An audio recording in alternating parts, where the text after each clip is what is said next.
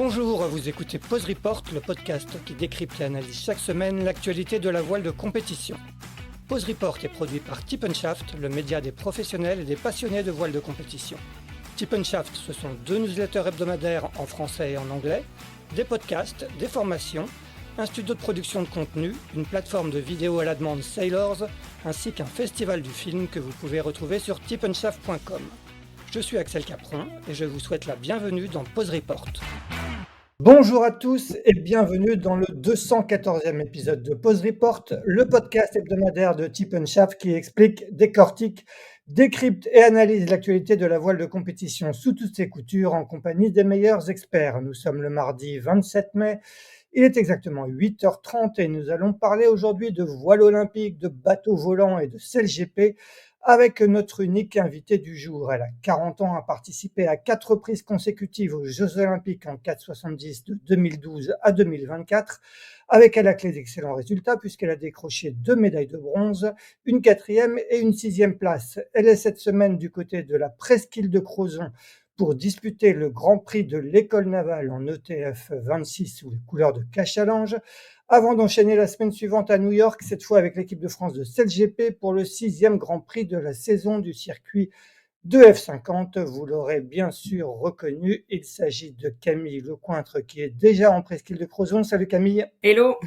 Camille, on l'a vu, donc tu as une actualité assez riche, on va en parler dans cet épisode. On va peut-être commencer par un retour en arrière sur cette année 2024 olympique qui aura été bien occupée et bien riche pour toi. On rappelle donc que tu disputais tes 4e Jeux en 4,70, tes premiers avec le nouveau format double mixte. Tu avais pris la 4e place en 2012 à Londres avec Mathilde Géron, la médaille de bronze à Rio en 2016 avec Hélène de France, puis en 2021 à Tokyo avec Aloïse Retornaz pour finalement prendre la 6e place aux Jeux de Paris 2024 avec Jérémy Mion. Est-ce que tu peux nous dire ce que tu gardes finalement de cette 4e expérience olympique à Marseille ? Malgré le fait que ça a été des jeux vraiment réussis du point de vue de l'organisation, moi personnellement, je regarde plutôt un goût amer parce que on était venu avec Jérémy Mion, on était venu pour aller chercher une médaille et on est reparti sans, donc forcément la déception est assez grande et puis faut un petit peu de temps pour la digérer. D'ailleurs, je sais pas si ça passe un jour, mais toujours beaucoup de déception de mon côté. Ouais. Et d'un point de vue plus général, est-ce que finalement il ne reste que ça, ou est-ce que tu as quand même, avec un peu de recul, tu t'es dit que tu avais quand même peut-être participé à une édition exceptionnelle des Jeux à la maison? Est-ce que cette dimension populaire, elle est un peu restée, ou finalement elle s'efface derrière la déception sportive? Non, bien sûr, il y a des souvenirs très forts qui sont associés. Je pense que ça a été la première édition où j'ai vécu autant de proximité avec le public. Hein. Je crois qu'il y avait 10 000 personnes quasiment tous les jours qui étaient là sur la digue à acclamer les coureurs, à acclamer les Français. Donc ça, c'était vraiment très très spécial. Sur l'eau aussi, on avait pour une fois des bateaux spectateurs. Donc ça, c'était pareil, c'était vraiment très spécial. Ça a été aussi déstabilisant parce qu'on s'y attendait pas du tout, mais voilà, dans notre sport qui est plutôt anonyme, quand une fois qu'on part sur l'eau, on est tranquille et on reste un petit peu dans notre coin et on n'est pas touché par tout ça. Là, d'un coup, on se retrouve face à des fans et des spectateurs, et ça, c'était vraiment vraiment très très spécial. Puis après, évidemment, j'oublie pas du tout l'aventure humaine qu'on a vécue avec Jérémy. C'était une première en mixte, et moi j'ai adoré le format. Je trouve que le bateau, le 4-7, il était vraiment adapté aux équipages mixtes. Il y avait les 2 configurations possibles, c'était hyper intéressant. Donc vraiment une super aventure humaine avec Jérémy, où c'est vraiment éclaté pendant ces 3 ans. Donc non, il y a aussi des bons côtés, mais c'est vrai que on y va aussi pour le résultat. Donc c'est dur d'oublier ce résultat. Ouais, à chaud, je me souviens les premières interviews, vous aviez du mal à expliquer qu'est-ce qui vous avait manqué pour monter sur le podium, qui était votre objectif. Vous l'aviez clairement affiché. Avec du recul maintenant, avec 10 mois de recul, est-ce que tu sais les petites choses qui vous a manqué pour aller chercher cette médaille? Ouais, je pense qu'il y a eu plusieurs facteurs. On va dire le facteur qu'on maîtrise pas, c'était plutôt la météo et le manque de vent. Ça rend forcément les courses plus aléatoires. Il y a une part d'aléatoire qui est un tout petit peu plus importante. Le fait qu'il y ait moins de courses aussi. Et puis de notre côté, des choses qu'on a pu maîtriser, qu'on a mal maîtrisées. Du coup, je pense que c'était peut-être de prendre ces jeux comme nos quatrièmes jeux, enfin mes quatrièmes jeux et les troisièmes jeux de Jérémy, de se dire qu'on connaissait, alors qu'en fait c'était vraiment très très spécial. C'était nos premiers jeux à la maison et je pense qu'il aurait fallu les prendre comme des premiers jeux en étant plus voilà plus prudent et pas en se remémorant trop nos anciens parce que ça avait rien à voir et voilà je pense à un petit problème de réglage émotionnel aussi du fait d'être à la maison dont on avait parlé, hein. C'est pas qu'on l'avait pas du tout anticipé, mais je pense qu'on l'a sous-évalué et donc voilà, on sait que ça, à ce niveau-là, ça se joue sur des petits détails. On était prêt techniquement, on connaissait le plan d'eau, etc. Mais niveau émotionnel, ça a été très dur de trouver le bon rythme entre être suffisamment stressé, pas assez. Enfin voilà, c'était une balance qui était très très dure à trouver et voilà on a mis du temps à la trouver, on va dire. On a mis quelques jours et malheureusement ayant fait pas toutes les manches, on est arrivé à la fin avec trop de points de retard pour pouvoir réussir à jouer la médaille jusqu'au bout. Ouais, d'autant que vous terminez, je crois, par une victoire sur la medal race, hein, c'est ça? Ouais. En fait, les deux premiers jours de régate ont été vraiment très très durs pour nous. On n'était pas du tout dans le coup. Et puis après, on a vraiment senti comme un déclic et ça a été beaucoup mieux. Et bon, on a fait une erreur sur une manche, mais voilà, on n'avait plus le droit à l'erreur avec les 2 jours qu'on avait fait au début. Donc voilà, et on a fait une erreur, ce qui peut arriver, mais malheureusement, il y avait trop d'erreurs, trop de points déjà pour jouer la médaille. Mais ouais, je pense que ça aussi, c'est une belle image qu'il faut garder, c'est cette medal race des jeux où voilà, on a vraiment savouré tous les deux, on a savouré nos derniers moments sur le 4-7 parce que c'était aussi pour l'un et l'autre on avait plutôt déclaré qu'on repartirait pas sur une autre Olympiade, donc en 4-7 en tout cas. Donc voilà, c'était un beau moment. Tout ce débriefing sur cette campagne et sur les jeux en particulier, vous avez pris le temps de le faire avec Jérémy, avec les entraîneurs? Alors, on a pris le temps de le faire au sein de l'équipage, évidemment. On l'a fait avec notre entraîneur et puis après, à plus grande échelle, on l'a fait avec l'équipe de France et ouais, il y a eu, voilà, il en est ressorti des conclusions. Chacun a pu donner son avis. Voilà, il y a eu voilà diverses choses, mais ouais, je pense que on a tous, en tout cas, sous-estimé l'impact de ces jeux à la maison et à quel point ils étaient différents des autres, quoi. Je pense que ça, c'était une belle leçon. Je me souviens, on avait fait une interview au mois de juillet avant ces Jeux. Tu disais clairement que tu voulais aller chercher un métal que tu n'avais pas encore décroché, donc ça pouvait être l'argent pour l'or. Est-ce que le fait de n'y être pas parvenu, ça t'a fait poser des questions? Tu disais, tu disais que c'était vos derniers Jeux, au moins en 470, votre dernière Olympiade. Est-ce que ça t'a fait douter de la suite?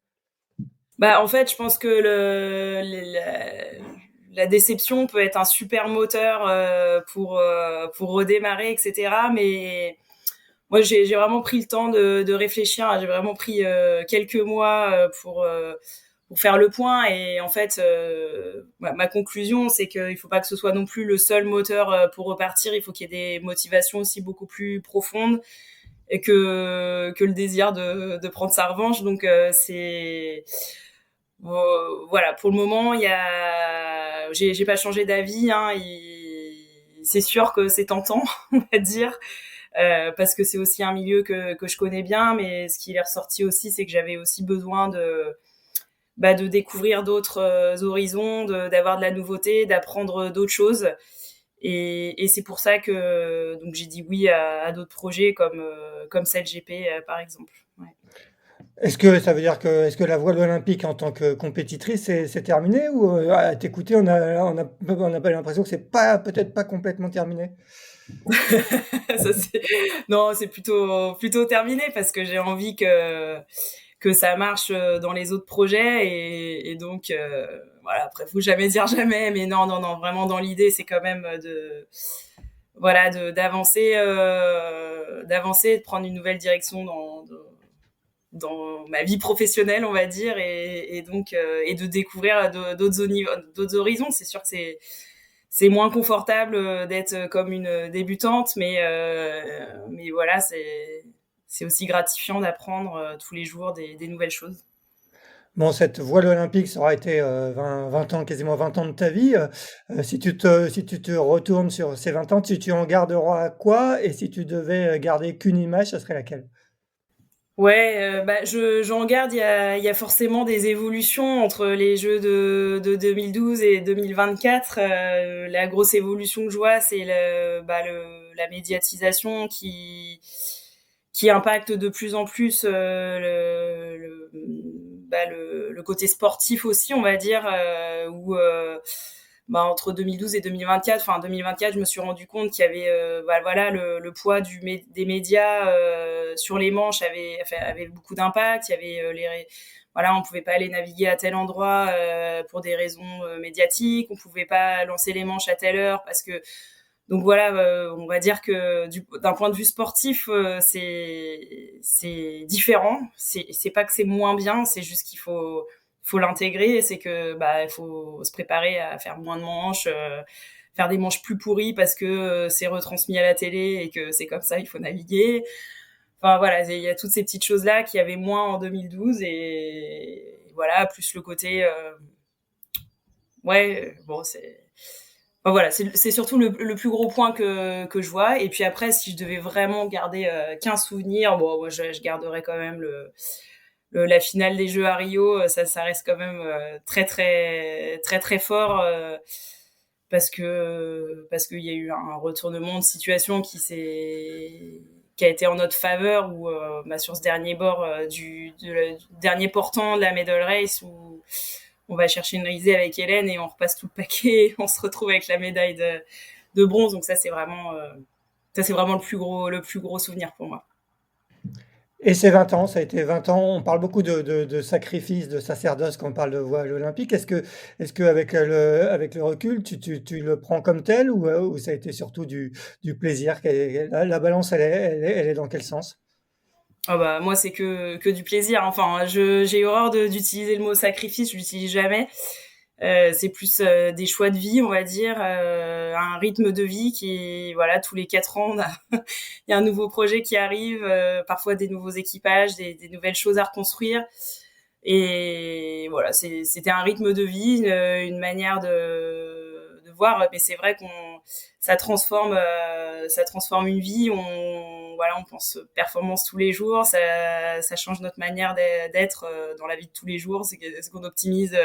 Enfin, moi, je sais que je vais optimiser mon temps tout le temps. Je vais essayer d'être efficace tout le temps, de chercher un résultat tout le temps. Donc c'est devenu une manière un petit peu de vivre et bon, des fois, faut réussir à déconnecter, mais ça sert quand même tout le temps. Et non, c'est vraiment ouais, c'était une super expérience, hein. Ouais, ouais. Est-ce que tu te verrais, prolonger cette expérience, dans un autre rôle, par exemple, coach ou est-ce que tu gardes encore un lien étroit avec, cette équipe de France de voile olympique? Est-ce que tu te verrais poursuivre, l'aventure d'une façon ou d'une autre? Ouais, moi, je garde encore un lien assez étroit parce que déjà, j'ai aussi envie de transmettre aux plus jeunes ce que j'ai vécu, toute mon expérience. Je me dis que si je peux apporter ça, c'est quand même génial. Et puis ouais, pourquoi pas ponctuellement venir coacher, ça me fait super plaisir. Je sais que j'ai déjà eu des demandes à ce niveau-là, donc c'est voilà, à chaque fois enfin pour moi c'est aussi le plaisir maintenant de transmettre mes connaissances. Donc ça c'est vraiment génial. Et puis je continue de fréquenter le pôle de Marseille en l'occurrence, pour plutôt à la salle de sport on va dire, mais du coup ça me permet aussi de garder le lien avec l'équipe de France, les coureurs, voilà, tout ce que je peux transmettre, je le fais, et voilà, même mes problématiques nouvelles, je leur transmets, voilà, mon expérience de l'après JO, je pense que c'est aussi quelque chose que je peux leur amener, etc. Donc c'est voilà.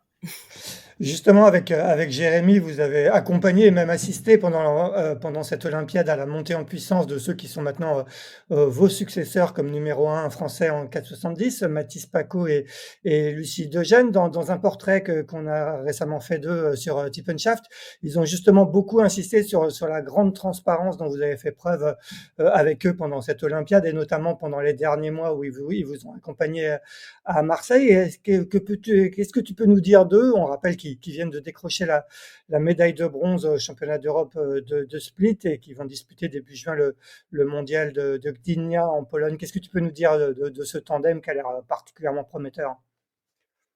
Bah ouais, je pense qu'ils sont l'équipage est hyper sérieux, ils sont hyper engagés dans ce qu'ils font. Nous, c'est vrai qu'on a beaucoup aimé la collaboration qu'on a eue aussi avant les Jeux, où bah eux étaient vraiment là pour nous aider. Nous, on a vraiment aussi tout fait pour leur transmettre ce qu'on savait, et que ça les aide pour la suite. Donc ça, c'est bon. La configuration faisait que c'était vraiment idéal de le faire comme ça. Et voilà, et je suis pas étonnée de les voir aux avant-postes maintenant, parce que c'était un équipage qui était déjà solide avant, et là je pense qu'on va leur enlever leur étiquette de junior, et on va les mettre maintenant comme un équipage sérieux chez les seniors. Donc ça c'est vraiment chouette. Ils ont ouais, je pense qu'ils commencent à avoir de l'expérience sur le bateau. Mathis commence à vraiment bien connaître le bateau. Lucie, je pense, pareil, dans son rôle, elle est top aussi pour avoir navigué un petit peu avec elle à l'entraînement. Donc, non, je pense que là, ça va. Je suis pas étonnée de leurs bons résultats. Je pense que ouais, ça va venir. Et puis après, il va falloir qu'ils montent de la régularité. Mais en tout cas, c'est, voilà, c'est Qu'est-ce bien de que- les voir. C'est pas étonnant de les voir dans les meilleurs équipages actuellement. Qu'est-ce qu'ils peuvent viser selon toi au championnat du monde là, qui débute à moins de 2 semaines en Pologne? Bon, ils peuvent réitérer l'exploit, hein, je pense, d'avoir une médaille. Après, il y a aussi ça y est, les gens vont revenir sur le circuit au fur et à mesure. Peut-être pas la première année après les Jeux, mais je pense que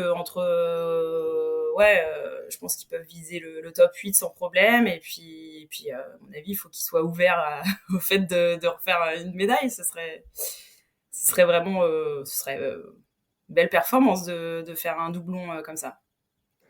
Clairement. Tournons cette page olympique. On va parler de l'après-jeu maintenant. Tu en parlais à l'instant. Qu'est-ce que tu as fait justement de ton après-jeu? Est-ce qu'il y a eu une phase de décompression, une grande période de vacances? De quoi a été fait les semaines et les mois qui ont suivi ces jeux à Marseille? Bah, bizarrement, ces mois sont passés très très vite. Je sais pas où est passé le temps, mais c'est passé assez vite. Il y a eu une grosse période de réflexion. Moi, je m'étais engagée sur rien. Enfin, j'avais pas fait vraiment de plan après les Jeux. Ça, c'est un petit peu ma signature, mon style, c'est que j'aime pas trop prévoir à l'avance. Je suis plutôt au gré des opportunités. Et il y a eu une grosse phase de réflexion, évidemment, sur le bilan des Jeux, est-ce que je voulais vraiment repartir ou pas sur une Olympiade. Il y a eu voilà, qu'est-ce que j'ai eu même une phase où je pensais vraiment faire un grand bond 180 et changer complètement de voie, et plus faire partie du monde de la voile. Mais bon, ça a été de courte durée. Je pense que c'était plutôt un effet de la déception des Jeux. Et puis finalement, l'opportunité s'est présentée parce que Bruno Dubois, le manager, le CEO de CLGP France, m'a contacté en me disant voilà, est-ce que tu veux venir et faire partie de l'équipe. Et c'est vrai que un petit peu au fond de moi, j'attendais ce coup de fil et je me suis dit ça c'est génial, c'est un monde que je connais pas du tout. J'avais plutôt occulté ce monde-là parce que j'étais très focalisée sur ma préparation des jeux et donc je me suis dit pourquoi pas. J'ai plein de choses à apprendre de ce milieu-là, de ces nouveaux bateaux-là, de ces nouveaux supports volants. Donc voilà, la réflexion a été vite fait et en novembre j'ai commencé à intégrer l'équipe. Ouais. Et le court moment où tu t'es dit que tu prendrais peut-être un virage à 180 degrés et faire autre chose que la voile, tu t'imaginais faire quoi? Ah, ça c'est ça c'est top secret. Bon, tu le gardes peut-être pour plus tard. Ouais, je le garde pour plus tard, vous verrez bien. Il y a peut-être un jour où ça arrivera. Bon. Justement, donc tu as intégré cette équipe de France de CLGP au mois de novembre. Raconte-nous un petit peu tes premiers pas dans cette équipe et la découverte un peu de ce circuit, du bateau. Comment ça s'est passé? Ça s'est fait où? Mon intégration, elle s'est faite lors du début de la saison, la nouvelle saison 5 de CLGP, qui était l'épreuve de Dubaï en novembre. Ce qui a été bien, c'est que ça a commencé par un stage avec toutes les filles CLGP, le Women Performance Programme, qui est un programme pour aider justement les filles à acquérir de l'expérience et sur ce circuit-là. Donc j'ai pu naviguer sur le bateau, on va dire. J'ai commencé par de l'entraînement, ce qui était quand même après coup une super chance parce que c'est quand même un bateau qui est très impressionnant, hein, les vitesses, le risque en fait, qu'on sent qu'il y a toujours un risque sur le bateau qu'on court dû à ces vitesses élevées, quoi. C'est pas évident de sortir la tête du bateau au début, de regarder autour parce qu'on est un petit peu, enfin moi j'étais un petit peu scotchée par la vitesse, on va dire. Et puis, au fur et à mesure, on prend ses marques sur le bateau. Après, ce qui est vraiment pas évident, enfin, le monde du foil, c'est tout un vocabulaire que je connaissais pas. Il a fallu se mettre à niveau pour comprendre tout ça. C'était vraiment un monde que j'avais un peu volontairement un peu mis de côté parce que je voulais tellement être focus sur ma préparation que j'avais vraiment très peu suivi les épreuves, etc. C'était vraiment totalement nouveau et donc au fur et à mesure, hein, au fur et à mesure j'apprends, mais c'est vrai que c'est assez difficile, on va dire.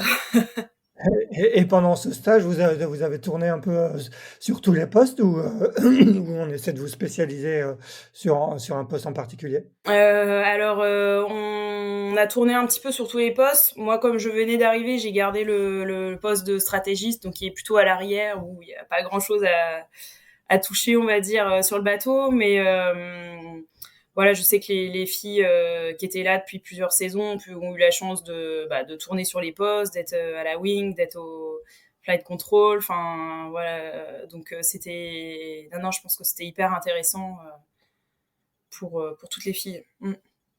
Et c'est vraiment, Il y avait des barreuses d'ailleurs, j'ai pas cité ouais. le. Ouais.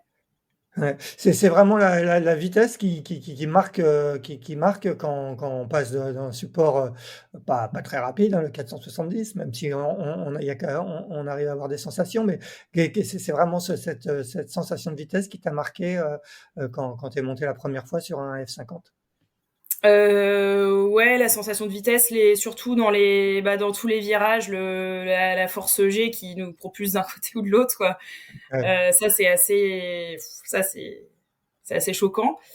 Et puis après, c'est surtout la vitesse liée au fait que les parcours soient petits et donc que tout se passe très vite. À peine il y a une décision de prise qu'il faut à nouveau qu'on a 20 secondes pour décider de la prochaine. Donc ça, c'est vraiment le format de course aussi où tout est rapproché, tout va vite. Il faut réfléchir très vite. Je pense qu'il faut sélectionner les bons paramètres dans sa tête. Enfin, c'est vraiment très très différent. Voilà, il y a pas énormément de temps à la réflexion sur le bateau. Faut essayer d'anticiper au maximum, mais ça va tellement vite. Chaque bord dure 20 secondes que voilà, c'est ça qui Ouais. est particulier aussi. C'est la vitesse associée au petit parcours, parce qu'une fois qu'on est lancé, bon, on s'en rend même plus compte, mais voilà, c'est surtout le fait que les bouées arrivent très très vite. C'est clair. Est-ce que tu peux, nous décrire un peu ton rôle, de stratégiste ou tacticienne? Je sais pas ce qu'on dit, tu alternes, je crois, en équipe de France avec, Manon Odinet qui est elle dans l'équipe, maintenant depuis, 3 ans. Quel est un peu ce rôle? Qu'est-ce que tu fais à bord? Alors moi, pour le moment, j'ai plutôt le rôle, on va dire, de remplaçante ou on va dire, de stratégiste en formation, puisque c'est Manon qui fait les grands prix actuellement, enfin qui fait toujours les grands prix. Moi, j'ai pu alterner avec elle sur les entraînements. Et donc, le rôle principal du stratégiste, c'est quand même d'être les yeux du pilote, de Quentin, du coup, dans ses angles morts, de gérer les croisements. D'être aussi les yeux sur le plan d'eau, tout ce qui concerne le vent, parce que il y a aussi des décisions qui sont prises dans le coach boost par les coachs qui peuvent aussi prendre, qui sont en liaison audio avec l'équipage, donc ils peuvent aussi prendre des décisions, mais ils n'ont pas la vision que nous on a sur le plan d'eau, donc on est vraiment les yeux de l'équipage, quoi. Voilà. Et puis il y a Ouais. aussi certaines configurations quand on passe à 5 à bord ou à 4 où par contre là on se retrouve à grinder à l'avant, et bon là la stratégie est un tout petit peu plus mise de côté et c'est plus un rôle physique, on va dire, mais voilà, on reste des yeux supplémentaires. Justement, est-ce que tu t'entraînes à d'autres postes ou aujourd'hui tu ne t'entraînes qu'à ce poste de yeux du skipper comme tu le disais? Alors je m'entraîne aussi sur le simulateur à Barry. J'ai aussi fait sur le simulateur. J'ai essayé tous les postes en fait sur le simulateur. C'est vrai que j'ai pas eu l'occasion encore de le faire en conditions réelles sur l'eau. Enfin, si la barre un petit peu, mais les autres postes pas sur l'eau. Et voilà, c'est intéressant aussi de découvrir les problématiques de chaque poste. Voilà, mais c'est vrai qu'il y a énormément de choses à comprendre, à découvrir et beaucoup de choses à regarder sur les écrans aussi. Donc ça, c'est quand même quelque chose qui est très différent de ce que j'avais l'habitude de faire. Donc, ouais. Tu es pour l'instant, comme tu le disais, la remplaçante de Manon. Est-ce que sur cette saison 5 qui va courir jusqu'à la fin de l'année, il y a un moment où tu vas prendre le rôle d'un rôle de titulaire? Alors, j'ai pas forcément la main sur cette décision-là. Je pense que c'est plutôt dans les mains de Quentin et de Philippe Mourniac, le coach, de savoir si je suis prête ou pas à prendre le poste. J'avoue que ça, c'est pas du tout en mon contrôle. Moi, voilà, j'essaye juste de progresser au maximum dans mon poste. Et puis, voilà, pour le moment, Est-ce que est-ce ouais. que tu te sens prête aujourd'hui, après un peu plus de 6 mois depuis que tu es arrivée dans cette équipe? Est-ce que tu te sentirais prête si on te dit la semaine prochaine à New York, Camille, c'est à toi de jouer maintenant? Est-ce que tu te sentirais prête Ouais, pour acheter je pense qu'on se sent jamais prête, hein. Il y a un moment, c'est juste qu'il faut y aller, quoi. au jeu de l'anneau, ouais. Donc voilà, je pense que les autres équipes ont eu des nouvelles stratégistes et qui vont sauter direct dans le bateau. Donc après, c'est chacun gère son équipage et son équipe comme il l'entend. Mais voilà, je sais pas si on peut, je sais pas si on peut se sentir prête un jour, hein. C'est comme quand on se prépare à un examen, on a toujours l'impression. Enfin, je pense pas qu'on se dise qu'on est prête un jour. C'est pareil.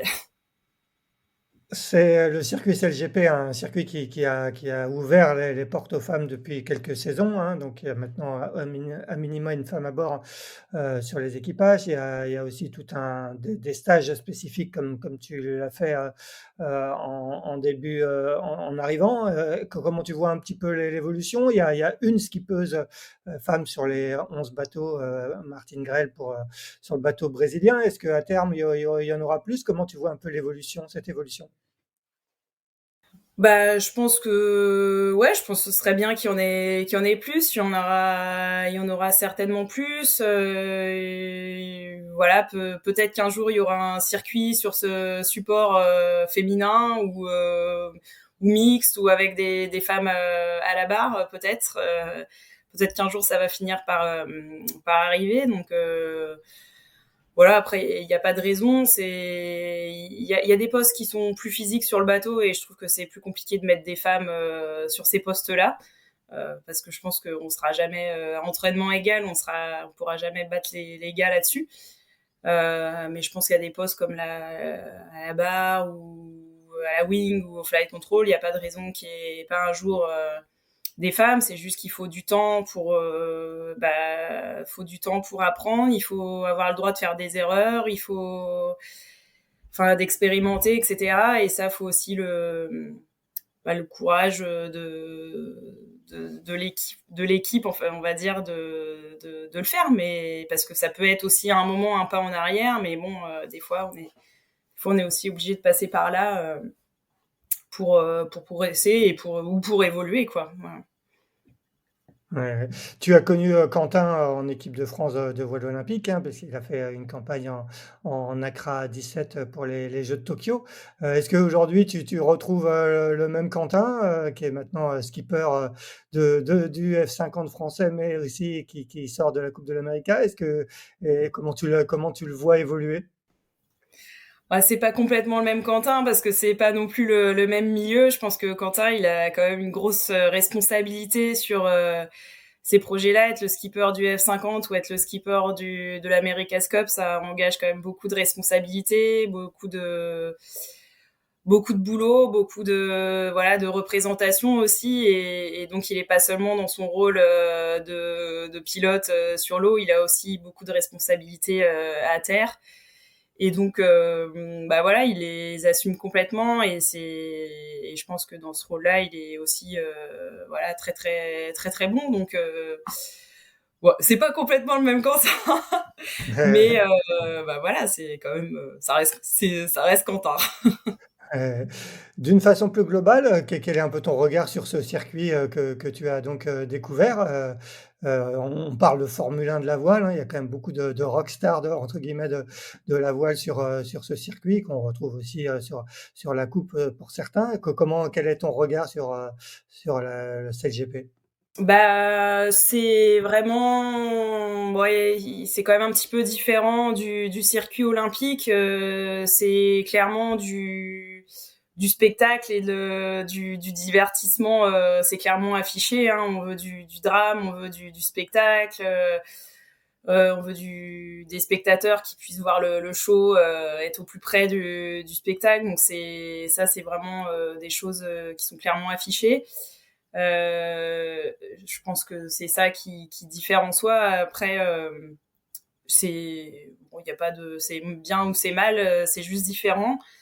Et par contre, je pense que voilà, le circuit est vraiment innovant en termes de format, etc. Et il y aurait vraiment des choses à s'inspirer de ce circuit-là dans soit le monde de l'inshore ou de la voile olympique, parce que quand je vois qu'on va encore faire des courses à 2000 du bord et qu'on voit rien je me dis c'est pas possible quoi qu'on soit encore aussi loin alors qu'on voit ce que ça donne sur CLGP et qu'on a des sponsors dans les voiles mais qu'on les voit pas. Enfin voilà, je me dis il y a vraiment quand même beaucoup à s'inspirer de ce circuit-là. Ouais, ouais. Dans le prolongement de ta collaboration donc avec l'équipe de France de CLGP, tu fais aussi, partie, maintenant d'un des 2 équipages engagés, par Cachalon sur le circuit, ETF 26, série. Est-ce que tu peux nous présenter ce projet et l'équipage avec lequel tu navigues? Ouais, donc l'idée de Cachalange, c'était de faire ces deux équipages en ETF. C'était pour à la fois faire naviguer le plus possible de filles sur le circuit ETF, de commencer à former des filles sur les bateaux volants, et puis aussi, ça permettait aussi avec l'équipage garçon de faire continuer venir en complément de celle GP. Et puis ils ont aussi un petit rôle on va dire de mentorat ou d'aide, enfin on va dire d'accompagnement des filles, parce que bah voilà, c'est un des meilleurs équipages en ETF, enfin en ETF et dans plein d'autres choses. Donc ils ont beaucoup de choses à nous apporter. C'est un appui dans les entraînements, parce que on peut bah voilà, on peut s'inspirer de ce qu'ils font. C'est un petit peu comme des partenaires d'entraînement pour nous, l'équipage féminin. Et puis bah l'idée, ouais, c'est de se former sur ces bateaux volants et de former des équipières avec peut-être bah à la suite un équipage pour la Coupe de l'América féminine, hein. C'est le but, c'est aussi ça derrière, c'est de se former dans ce but-là, même si les bateaux le TF et la C40, j'imagine, sont assez différents. J'ai jamais fait la C40 encore, mais c'est un petit, je pense que c'est un petit peu entre le dériveur et les plus gros bateaux, donc c'est un support qui est assez sympa. Tu avais déjà navigué en ETF ou c'était aussi une première pour toi? Non, c'était une première. J'ai pas énormément d'expérience non plus en kata, donc il y avait un petit peu ces deux côtés-là, hein, du navigation sur un bateau à deux coques, c'est pas non plus la même que sur un dériveur. Et puis il y a aussi bah, le côté à foil, où c'est voilà qui était aussi nouveau. Donc il y avait plein de nouveautés. Après c'est ce que je viens chercher aussi, c'est la nouveauté, l'apprentissage, et puis me sentir progresser, quoi. Donc ça c'est quand même chouette, et c'est ce qui se passe. On progresse tous les jours, et donc c'est assez sympa. Est-ce que tu peux nous présenter c'est l'équipage et qui fait quoi à bord? Donc là, sur le Grand Prix de l'école navale, dans l'équipage, donc il y aura donc en plus de moi à la barre, il y aura donc Enzo Ballanger à l'AGV. Donc on a pris quand même un Ouais. gars à bord, parce que c'est quand même un bateau qui est assez bourrin, assez physique. Donc on n'est pas mécontente d'avoir Enzo à bord. Puis il a aussi bah, une grosse expérience en foil, et donc il a aussi pas mal de choses à nous apporter. Et puis devant, il y a Lou Mourniac, qui est plutôt flight, et qui est aussi d'ailleurs la skipper du projet, qui manage un petit peu les deux ETF de K-Challenge, voilà. Et avec nous, il y a aussi Manon Père, qui est athlète de l'équipe de France jeune, ou enfin voilà, ou équivalent. Je connais plus trop les statuts en 49er. Ouais. D'accord. Ah oui, Voilà. et qui vient d'ailleurs, je crois, d'être intégré aussi dans l'équipage du Vulnérable de Thomas Ruyant, je crois, pour la prochaine C'est ça, course des Caps. J'ai vu ça passer hier. exactement. Ouais, Vous avez fait et on rappelle qu'Enzo Ballanger faisait partie de l'équipe de France sur la Youth America's Cup ouais. du défi Orienté Express Racing Team sur la dernière édition. Vous avez fait une première épreuve il y a en avril, je crois, sur le Grand Prix de Quiberon. Raconte-nous un peu comment ça s'est passé. Bah, donc le Grand Prix de Quiberon qui était début avril, je crois. Bah, c'était la découverte pour nous, pour l'équipage, découverte du bateau. On avait juste 3 jours d'entraînement dans les pattes avant, donc forcément on s'attendait pas, disons qu'on s'était pas du tout fixé d'objectifs de résultats ou quoi. On était juste là pour progresser, pour se connaître. Pour découvrir le support. Donc voilà, on a essayé de vraiment d'apprendre plein de choses, de les retransmettre derrière, de compiler toutes ces connaissances. Et puis on a pu refaire depuis un petit stage à Quiberon de 4 jours avec Manon et Lou. Et donc voilà, on arrive sur le GPN avec un tout petit peu d'expérience. Donc là, bah, on a nos petits axes de progression, et puis on espère aussi bah, accrocher un petit peu plus, être un petit peu plus dans le milieu de la flotte, et jouer avec les autres concurrents. Je pense que ce sera déjà un bel objectif. Ouais, tu le disais tout à l'heure, en toile de fond du projet, il y a donc la Coupe de l'América, hein. On sait maintenant qu'elle aura lieu dans 2 ans à Naples, avec une deuxième édition de la Women's America's Cup. C'est vraiment un objectif clair pour toi de participer à cette Women's America's Cup? Bah oui, ça devient un objectif de plus en plus clair. C'est vrai que c'est la Coupe de l'América, c'est un truc qui me faisait rêver aussi quand j'étais petite, mais bon, c'était un peu, je le voyais un petit peu comme un truc inabordable, hein, parce qu'à cette époque-là, j'imaginais pas qu'il y aurait une Coupe de l'América féminine ou qu'il y aurait peut-être un jour sur ces bateaux-là des femmes à bord. Donc c'était un petit peu inaccessible. Maintenant, ça devient beaucoup plus accessible et c'est vrai que voilà, ce sera c'est un beau challenge pour moi et ouais, c'est sûr que j'aimerais bien y participer, ouais. Voire plus. L'équipe, ouais, ouais, voir la gagner, c'est ce que tu veux dire. Exactement. L'équipe française justement dispose, d'un AC40, hein, sur lequel elle a couru, la Youth et la Women's America's Cup, l'année dernière à Barcelone. Est-ce que il y a d'ores et déjà des navigations qui sont prévues à terme sur ce bateau? Je crois qu'on a le droit je sais plus très exactement les règles, mais je crois que c'est possible à partir de l'été prochain. Est-ce que c'est au programme déjà? Alors je connais pas non plus toutes les règles, mais c'est vrai que on repart pas de zéro.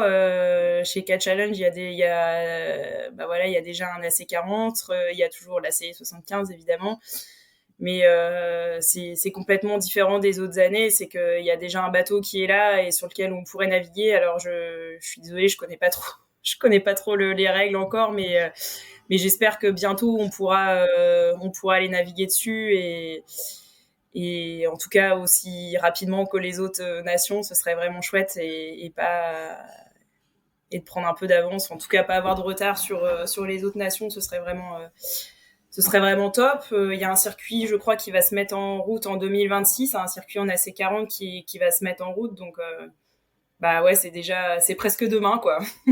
Ouais, ouais, ouais, c'est clair que, dans 2 ans la coupe, ça veut dire que ça va venir très vite, hein, quand même. Ouais, c'est très très rapide.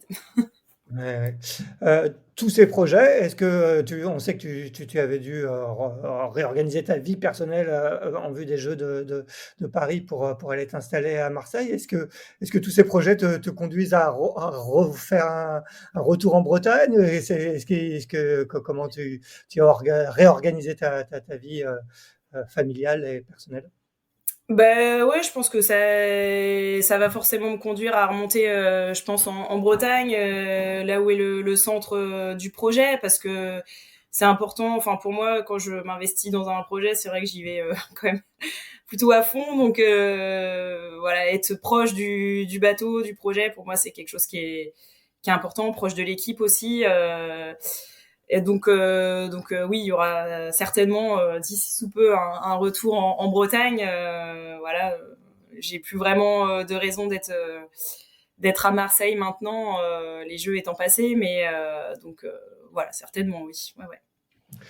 Il y a d'autres cases que tu n'as pas encore cochées dans ton parcours, en voile, notamment, celle, de la course au large. On sait que Jérémy, ton équipier, en 470 s'était frotté, aux classes 40. Il avait même participé et était monté sur le podium de la Transat Jacques Vabre en 2021, avec Cédric Chateau. Est-ce que c'est un jour une case que tu aimerais, cocher ou tester en tout cas? Est-ce que ça te tente? Pourquoi pas. Après, c'est vraiment pas ma priorité. Et puis il y a aussi un truc qui me plaît, c'est quand même de faire de l'équipage. Donc ce sera, si je m'y frotte, ce sera plutôt en équipage, on va dire. Mais c'est vrai que pour le moment, c'est pas le truc qui m'attire le plus. Mais voilà. Après, pourquoi pas, hein. Comme je dis, je pense que j'aime bien aussi voilà, la nouveauté, apprendre, et c'est un monde que je connais pas forcément bien. Alors j'avais eu une petite expérience, j'avais fait un peu de mini il y a pas mal de temps, j'avais fait une Ah mini ouais? fastnet, donc voilà, j'avais goûté un petit peu aux nuits en mer, mais c'est voilà, Ça t'avait plu? euh, oui et non, enfin voilà, c'est vrai que bon, il y a le manque de sommeil, je trouve ça je trouve ça terrible.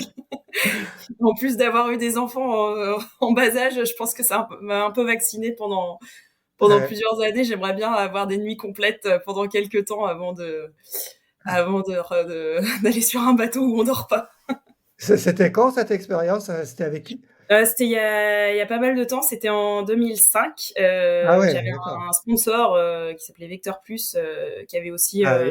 un mini, et donc j'avais fait c'était la mini fastnet anglaise, pas le, mais bon, c'était un peu le même type de circuit. On partait de Portsmouth et on allait virer le Fastnet aller-retour. Et donc, c'était avec Alois Claquin, voilà, qui était le skipper du bateau. Et donc, le mini, c'est une sacrée expérience aussi, parce que c'est vraiment l'aventure, pour le coup. On a vraiment rien à bord, donc je pense que j'ai un peu vu les extrêmes. Bon, en attendant, ça va être de la vitesse, de la vitesse, de la vitesse sur les supports à foil. Un dernier mot, comment se présente ce Grand Prix de l'École navale au niveau de la météo? Vous allez avoir du vent, Ça a l'air d'être un bon temps breton. J'avais oublié comme c'était après 3 ans à Marseille, mais non, a priori plutôt du vent d'annoncer pour la semaine. Donc du vent aussi aujourd'hui. On se pose la question d'aller sur l'eau tout à l'heure ou pas pour préserver un petit peu l'équipage et le matériel. Donc on va voir. Voilà. Bon, rendez-vous à partir, c'est jeudi, je crois, les régates sur le Ronc et à l'Anvéope. Mercredi pour nous. Ouais. Mercredi, ouais. Eh ben Camille, merci beaucoup. On a fait un bon petit tour de ton actualité qui est toujours très, très riche. Bon Grand Prix de l'École navale, essayez de continuer à progresser et tu enchaînes directement sur New York la semaine prochaine, c'est ça? Ah bah tout à fait, il y a un petit pit stop à la maison pour faire le sac et c'est parti. Eh ben super, eh ben c'est bien, tu vas voir du pays. Merci beaucoup Camille, bon Grand Prix d'École navale et bonne journée à tous. Et quant à nous, on se retrouve la semaine prochaine pour un nouveau numéro de Pause Report. Bonne journée. Merci. Merci d'avoir écouté cet épisode de Pause Report. N'hésitez pas à nous dire ce que vous en pensez en bien ou en mal et n'hésitez pas à le partager. Si vous souhaitez suivre l'actualité de la voile de compétition, je vous encourage à vous abonner à la newsletter de Tip & Shaft, envoyée chaque vendredi à 17h. Pour vous inscrire, ça se passe sur tipnshaft.com. À bientôt!